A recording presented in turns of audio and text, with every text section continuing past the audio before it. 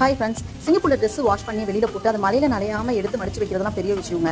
அதே மாதிரி இங்க ட்ரெஸ் காய போனோம்னா ஒரு சில திங்ஸ் எல்லாம் நமக்கு வேணும். இந்த கம்பு வந்து கண்டிப்பா வேணும். எல்லார் வீட்லயுமே பாத்தீங்கன்னா எது இருக்கோ இல்லையோ இந்த 6 கம்பு வந்து கண்டிப்பா இருக்கும். இந்த கம்பு எப்படி மாட்டுதுன்னு பாத்துக்கோங்க. இப்படிதான் வந்துட்டு இங்க மாட்டி அதுல வந்து ட்ரெஸ் காய போடுறாங்க. இது அழகா உள்ள வந்துட்டு மாட்டி விட்டு ஒரு சின்ன ஹோல் கொடுத்துருப்பாங்க. அந்த ஹோல்குள்ள இந்த கம்பை மாட்டி விட்டுறோம் அப்படின்னா எவ்வளவு வெயிட் போட்டாலுமே அது வந்து நல்ல கிரிப்பா இருக்கு, நல்லா தாங்குது. ஸோ இப்படிதான் வந்து மாட்டணும் இங்க. அதே மாதிரி இதை அப்படியே ரிமூவ் பண்ணிட்டு ட்ரெஸ்ஸையும் எடுத்துக்கலாம்.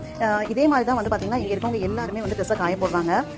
இதுல ட்ரெஸ் காய போடும்போது மெயினா நம்ம பார்க்க வேண்டியது ரெண்டு விஷயம். ஒவ்வொரு ட்ரெஸ்லையுமே நம்ம கிளிப் போட்டணும், இல்லைனா கீழே விழுந்துரும். அதுக்கப்புறம் பார்த்தீங்கன்னா தண்ணி ரொம்ப சொட்ட சொட்ட போடக்கூடாது. ஏன்னா மற்றவங்களுக்கு கீழே அடுத்தடுத்து இருக்கவங்களுக்கும் வந்துட்டு ரொம்ப டிஸ்டர்பா இருக்கும். கிளிப்ன்றப்போ வந்து பார்த்தீங்கன்னா இந்த கிளிப் தான் இங்கே யூஸ் பண்ணணும். நம்ம ஒரு கிளிப்லாம் இங்கே யூஸ் பண்ண முடியாது. இது கொஞ்சம் டிஃபரெண்டா இருக்கு. அதுக்கப்புறம் இந்த ஒரு இன்ஸ்ட்ருமெண்ட் கண்டிப்பா வேணும். இது எதுக்குன்னு பார்த்தீங்கன்னா நம்ம அந்த கம்பை வந்து வீட்டுக்குள்ள மாட்டி வைக்கிறதுக்காக. இந்த மாற்ற மாதிரி பிளேஸ் எங்க இருக்குன்னு பார்த்தீங்கன்னா எல்லா வீட்லயுமே கிச்சனுக்கு பக்கத்துல இந்த ப்ரொவிஷன் கொடுத்துருப்பாங்க. ஸோ நம்ம வெளியில இருந்து நம்ம ட்ரெஸ் எடுக்கிறோம் இல்லையா, சில டைம் ஈரமா இருக்கும். அதெல்லாம் வந்துட்டு நம்ம உலர்த்துறதுக்கு இந்த இடத்துல தான் போட்டிருப்பாங்க. ஸோ ஈஸியா நமக்கு வந்துட்டு ட்ரெஸ் எல்லாம் காஞ்சிரும். ஏன்னா சூரிய ஒளி இந்த இடத்துல கிச்சன் கிட்ட வருங்கிறதுனால ஈஸியா காய வச்சு மடிச்சு எடுத்து வச்சிடலாம். Bye friends.